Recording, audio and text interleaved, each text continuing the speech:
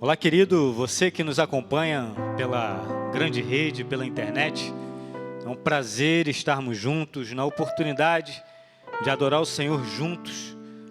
Eu queria te convidar a mandar o link desse culto, dessa reunião, para os seus amigos, para os parentes, e te convidar nesse momento a adorar o Senhor juntos. Vamos adorar o Senhor e declarar a nossa gratidão a Ele por aquilo que Ele já fez, e na certeza que aquele que fez tem muito a fazer ainda, por aquilo que Ele vai fazer nas nossas vidas. Vamos adorar o Senhor. Aleluia!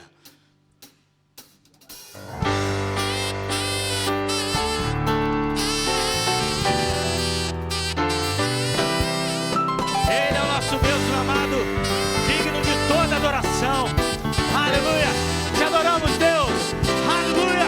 Cante assim. Eu te agradeço, Deus, por se lembrar de mim e pelo teu favor, é o que me faz crescer. Eu vivo pela fé e não vacilo. Eu não paro, não desisto. Eu sou de Deus, sou de Cristo.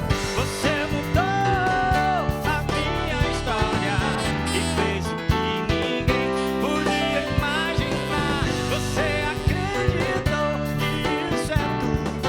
Só vivo pra você, não sou nada, não. A honra, a glória, a força, o louvor a Deus e o levantar nas minhas mãos é pra dizer que te pertenço.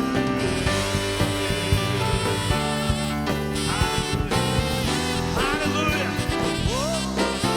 Eu te agradeço, Deus, que no deserto não me deixou morrer e nem desanimar. E como aquela mãe que não desiste, você não se esqueceu, você mudou a minha história e fez o que ninguém podia imaginar.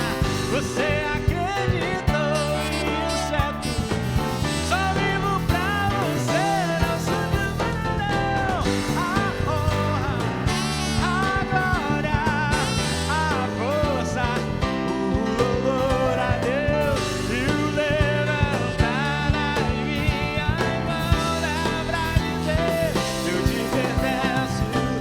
A honra, a glória, a força, o louvor a Deus e o levantar nas minhas mãos é pra dizer eu te pertenço. Aleluia.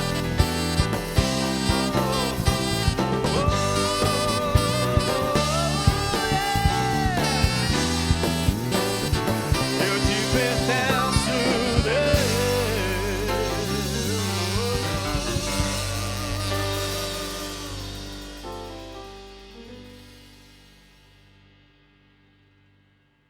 Querido, nesse momento você tem a oportunidade de entregar ao Senhor os seus dízimos e ofertas. As contas da igreja, o QR Code estará sendo projetado no seu smartphone, no seu televisor, no seu monitor. E você tem a oportunidade, o privilégio de, em adoração, entregar a Ele os seus bens. Vamos continuar adorando ao Senhor.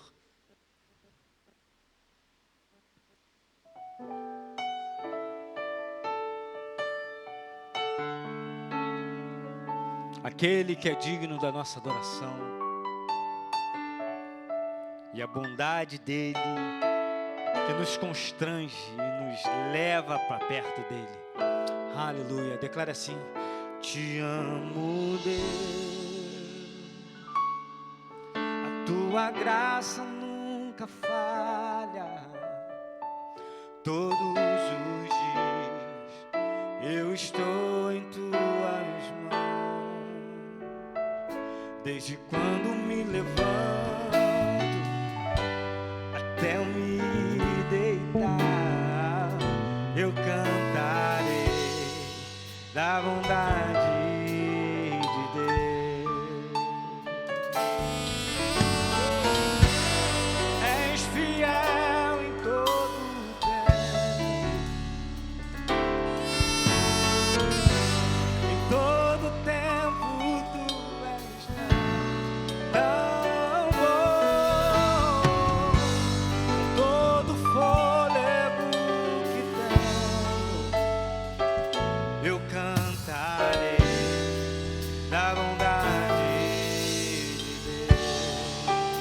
declarar tua doce voz que me guia em meu fogo na escuridão. A tua presença me conforta. Eu sei que és meu Pai, que amigo és. Eu vivo na vontade de Deus. És fiel em todo tempo. Em todo tempo tu és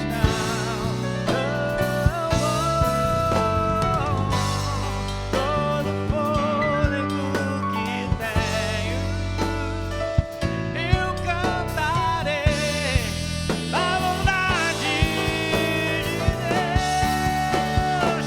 Vai me deixar adorar o Senhor. Tu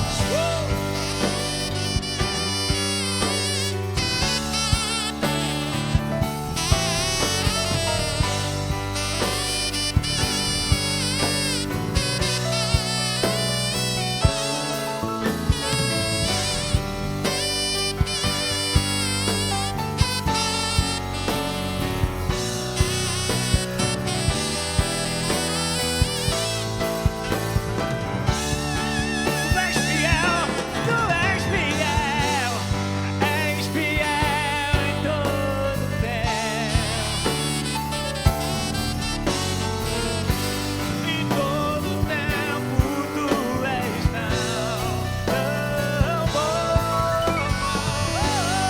Todo fôlego que tenho, eu cantarei na bondade de Deus. Eu cantarei na bondade de Deus. Eu cantarei na bondade de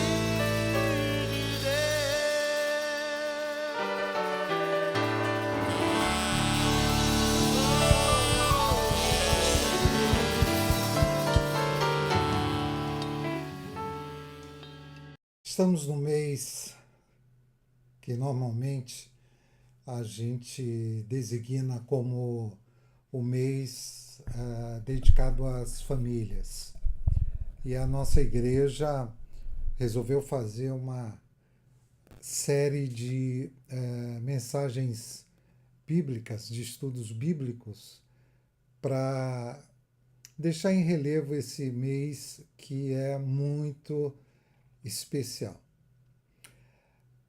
A ideia é que a gente trabalhe alguns exemplos bíblicos e consiga fazer uma analogia com as nossas famílias, com os desafios que a gente tem pela frente no dia a dia, no cotidiano. A ideia é aproximar o texto bíblico das nossas vidas e as nossas vidas do texto bíblico, para ver se realmente a gente está falando de gente como a gente, de família como a nossa família. Eu, particularmente, vou falar sobre as famílias em Corinto, na igreja de Corinto, e a ideia é de falar de gente como a gente, casas como as nossas. Quando a gente pensa na igreja primitiva, às vezes a gente cria imagens, né, muito idealizadas. Quase imaginamos comunidades perfeitas, famílias espiritualmente maduras, relações harmoniosas e uma convivência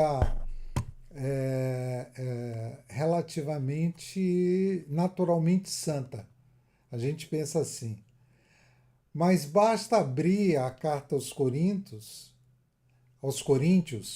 desculpem, para vocês perceberem, para que a gente perceba que a realidade é bem mais parecida com a nossa realidade. Corinto não era composta por gente idealizada. Era formada por pessoas reais, com conflitos reais, tensões familiares, disputas, feridas morais, desigualdades, dificuldades de convivência. Talvez, gente, seja por isso justamente que essa igreja nos ensina tanto. Porque ali encontramos gente como a gente, casas como as nossas casas. E a beleza do Evangelho está justamente nisso. Deus não escolhe apenas agir em ambientes organizados e perfeitos. Ele entra em casas reais e trabalha com pessoas reais, nos processos diversos nos quais essas pessoas estão inseridas ou pelos quais elas estão passando.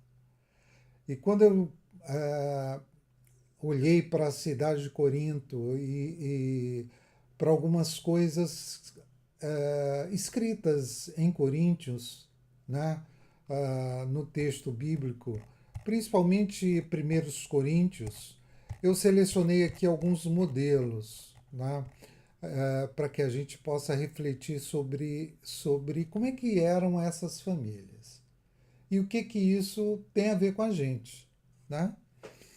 Quando você pega, por exemplo, 1 Coríntios, de 10 a 13, e depois 1 Coríntios de 3, capítulo 3, de 1 a 9, a gente vai perceber que aquela cidade, aquela igreja principalmente, que é importante que a gente guarde uma diferença que vai ser primordial. Nós não estamos falando aqui, quando a gente fala de igreja, de pessoas reunidas num grande templo. Pelo contrário, a gente não tem grandes templos, a gente tem casas. A gente tem famílias que se reúnem nas casas como igreja. E elas refletem o que elas são como pessoas. Como elas lidam em casa com as suas coisas. E naturalmente isso vai aparecer dentro da igreja. Então, o que a gente começa observando? Né? Famílias divididas por liderança e vaidade espiritual.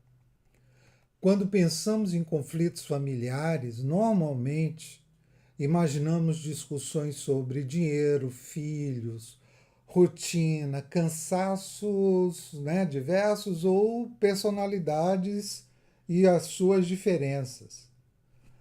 Mas em Corinto, gente, havia isso e mais um ingrediente bastante conhecido, o ego espiritual. E aí a gente vai ver que alguns se alinhavam a Paulo, outros a Apolo, outros a Cefa. A linguagem religiosa, ela estava escondendo ali um problema profundamente humano. A necessidade de pertencimento, de pertencer a alguma comunidade, a algum lugar, como forma de superioridade. E vejam, não era apenas uma discussão teológica. Era uma questão de identidade, de grupo, de prestígio, né? Daquilo que a gente fala de poder simbólico. Em outras palavras, né? É a gente usando a fé para construir as trincheiras que nós vamos usar para nos defender, mas ao mesmo tempo que colocam abismos entre nós. Mudam os nomes, mudam os púlpitos, as redes sociais e os grupos de WhatsApp. Mas, gente, o impulso continua surpreendentemente saudável na sua persistência, infelizmente. Famílias podem se fragmentar por preferências religiosas, por disputas de liderança, estilos de culto, posicionamentos e pequenas demonstrações de fidelidade, transformadas em guerras santas. Nesse pedaço de recorte, nesse recorte de texto que eu faço aqui para falar das famílias divididas por liderança e vaidade espiritual, e coloco essas questões porque elas estão presentes também na maneira como as nossas famílias se constituem, a gente vai olhar para Paulo, quando ele escreve em resposta a tudo isso, como se ele estivesse desmontando uma certa lógica, né, da idolatria humana. Porque Cristo não foi dividido. Nenhum líder morreu pela igreja no sentido de dar a sua vida para salvá-la. Muitos líderes morreram, sim, em função do seu testemunho. Mas não para dar às pessoas, às famílias, a oportunidade de uma vida com significado e uma vida eterna. E aí, gente, a gente vai observar, a gente observou na Igreja de Corinto, a gente observa nas nossas famílias, que a família adoece quando as pessoas passam a ocupar o lugar que pertence apenas ao Evangelho. E aí, nesse primeiro ponto, talvez uma pergunta que seja desconfortável para a gente, embora simples. Em nossa casa, nós seguimos a Cristo ou apenas defendemos aquilo que a gente acredita, os nossos alinhamentos? Se a gente for comparar esse trecho de Corinto com a nossa família, com a nossa casa, onde é que a gente parece e onde que a gente se distancia? Mas quando a gente olha para Coríntios como igreja, né, para os coríntios como igreja, quando a gente olha para a carta, para a cidade, a gente também percebe uma outra coisa. Dê uma olhadinha lá em 1 Coríntios, capítulo 5, de 1 a 13, depois de 6, de 12 a 20, e vocês vão observar algumas coisas. A cidade de Corinto, ela era uma cidade marcada por pluralidade cultural. Ela tinha um comércio intenso e uma forte permissividade moral. Essa é a característica da cidade. E aí, gente, a igreja em Corinto, ela não estava isolada numa redoma, guardada, escondida dentro de uma rocha, porque as tensões da cidade, as questões da cidade também atravessam suas casas, suas famílias. E Paulo não está enfrentando situações graves, como uma série que aparece na igreja em Corinto, para humilhar as pessoas, mas porque ele sabe e tem diante de si, né, relações rompidas, relações humanas rompidas, abusos que são normalizados, irresponsabilidades afetivas que corroem muitas vezes silenciosamente comunidades inteiras.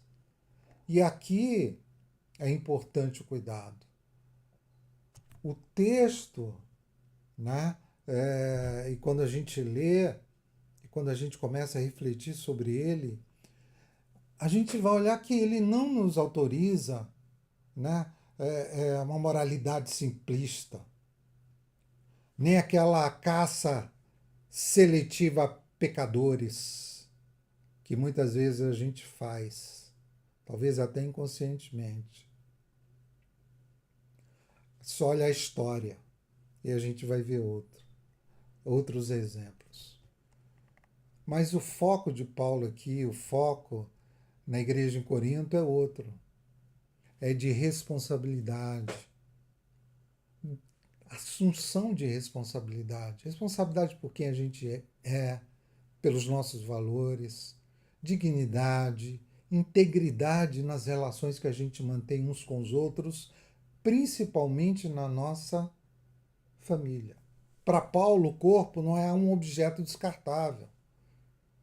Ele participa da nossa identidade, da nossa espiritualidade, dos vínculos que a gente faz, que a gente constrói ao longo das nossas vivências. E, gente, as famílias modernas, as nossas famílias, também carregam dores semelhantes àquelas que a gente vê em Corinto, na igreja em Corinto.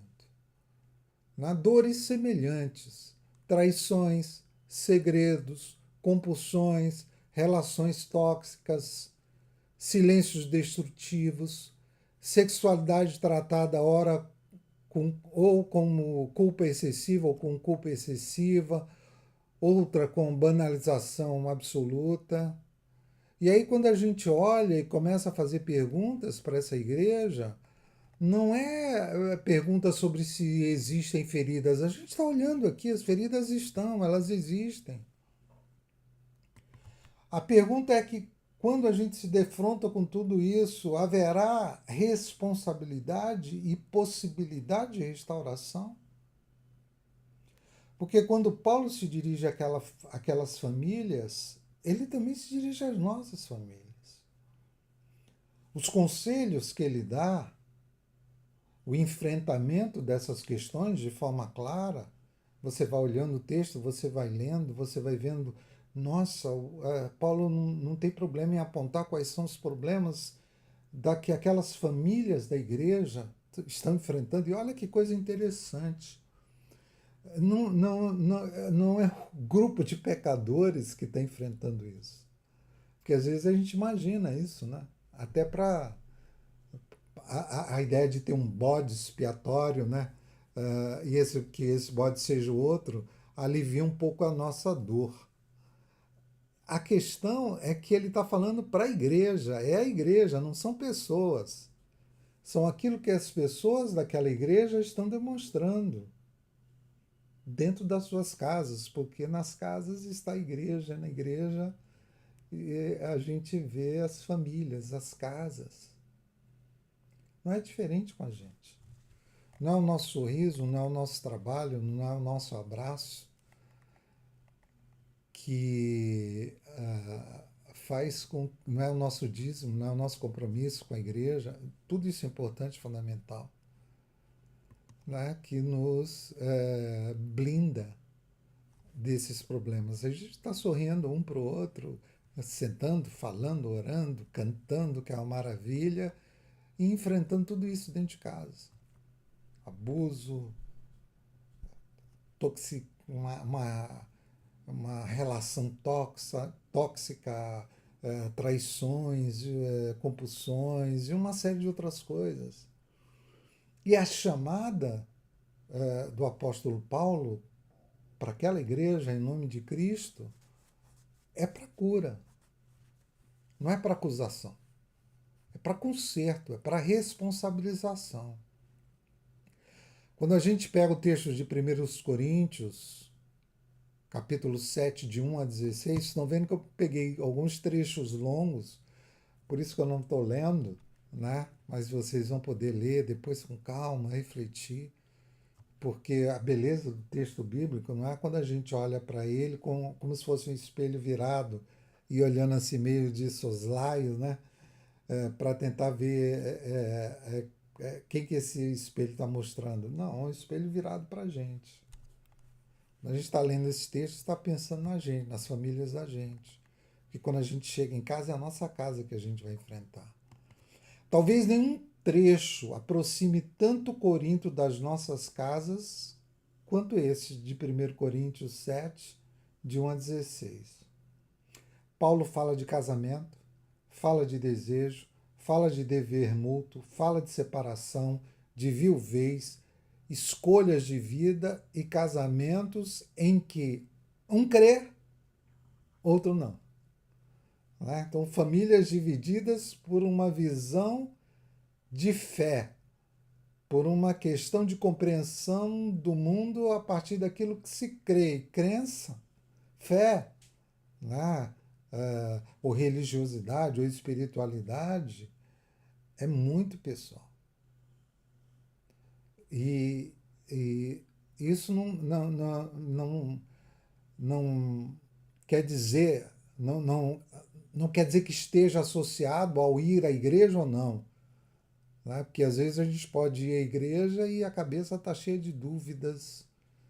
A gente pode ir como família separada, um crê numa coisa, outro em outra. Né? Não existem famílias aqui lineares, previsíveis. Por que isso importa? Por que refletir sobre isso importa? Porque em muitas comunidades, e a gente vai observar isso, vocês sabem, vocês têm amigos, nós temos amigos, ainda operam com uma fantasia pastoral de famílias perfeitas, perfeitamente organizadas, todo mundo pensando igual, crendo igual, amadurecendo da mesma maneira, sem nenhuma frustração. E aí, gente, a realidade, o dia a dia, né, começa a bater de frente em cada uma dessas construções ideais que a gente faz ou que a gente vive. O apóstolo Paulo não oferece para a igreja em Corinto e nem para a nossa igreja respostas mecânicas. Ele trabalha com discernimento, gente. Discernimento pastoral diante de contextos concretos.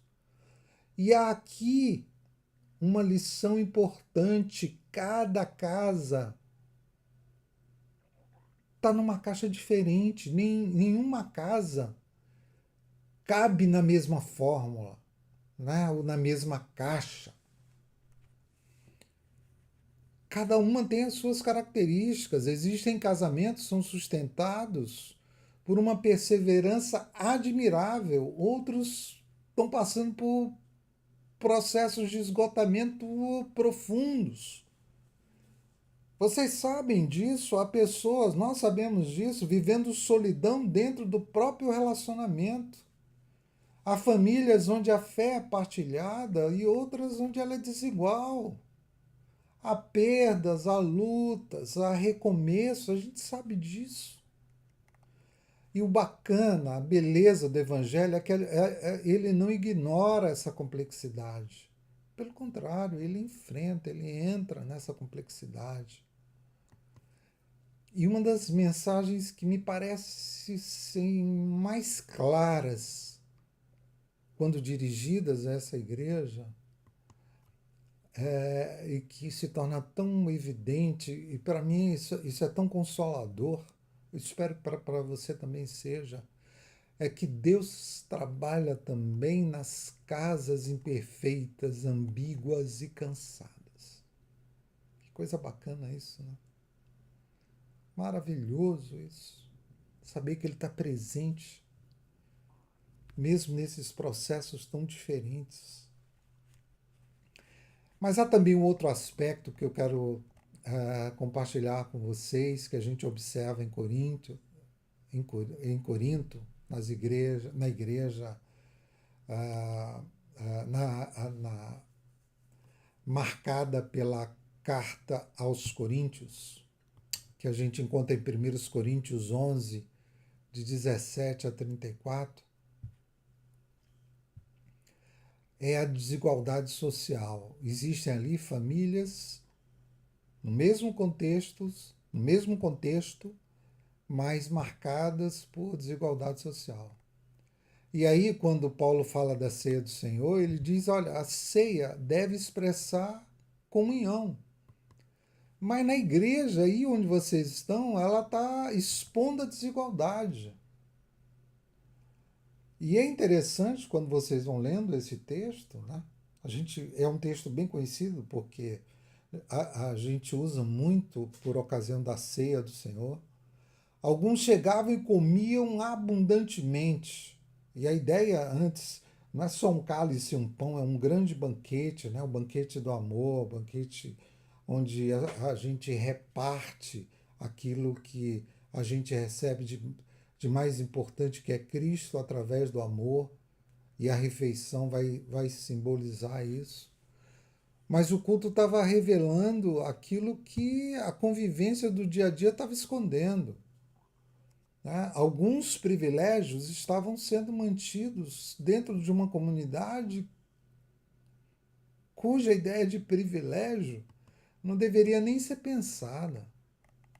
E é profundamente perturbador para mim, principalmente, e eu acho que para você também, porque mostra que espiritualidade, gente, e injustiça podem conviver no mesmo ambiente religioso. As casas da igreja primitiva eram também espaços sociais. Quem tinha mais recurso tinha mais poder, mais influência e maior capacidade de definir a dinâmica comunitária. Era assim na cidade de Corinto. E parece que era assim também na igreja em alguns momentos. Ainda hoje isso acontece quando a gente pensa nas comunidades religiosas, nas nossas igrejas, nas nossas casas. Ainda que com outro tipo de linguagem, com outro tipo de vestimenta, mas está presente. Famílias podem reproduzir desigualdades emocionais, econômicas, afetivas, espaço onde uns têm voz, outros apenas presença, silenciosa, quieta.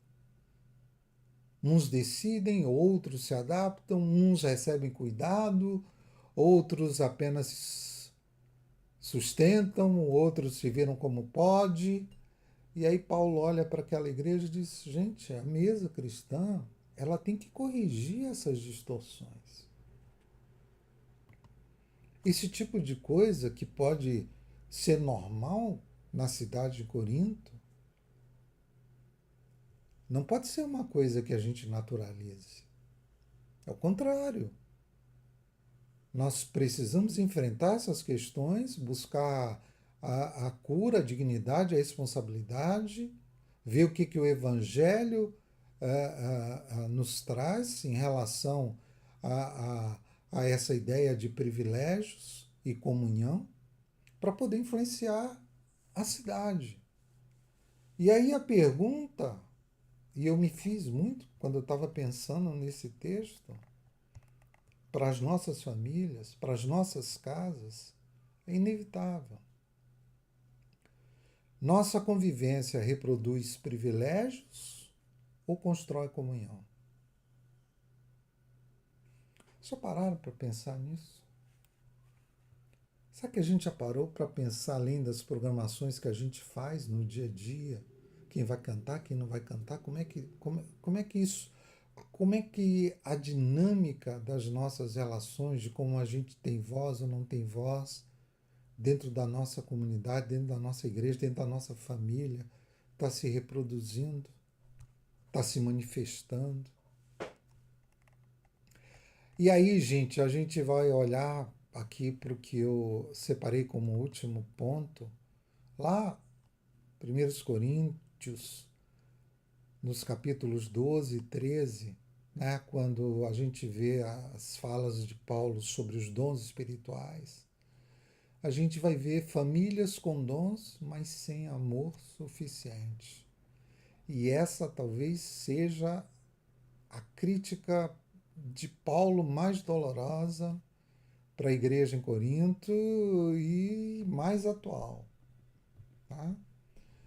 A igreja era rica em dons espirituais. Vocês vão olhar lá. Havia manifestações, experiências religiosas intensas, linguagem espiritual abundante, mas faltava algo que é essencial em qualquer família, em qualquer casa e, naturalmente, em qualquer igreja: amor.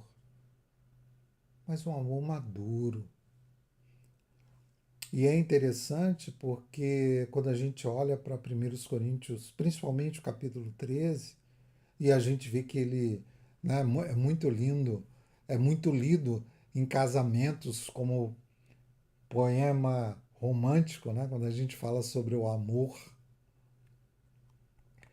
Só que no contexto aqui, gente, ele funciona mais como uma advertência pastoral. É como se Paulo estivesse dizendo assim: olha, vocês podem impressionar religiosamente, podem ser, nossa, esse homem de Deus, essa mulher de Deus, mas ainda assim fracassar no essencial. Famílias vivem isso também, o tempo inteiro.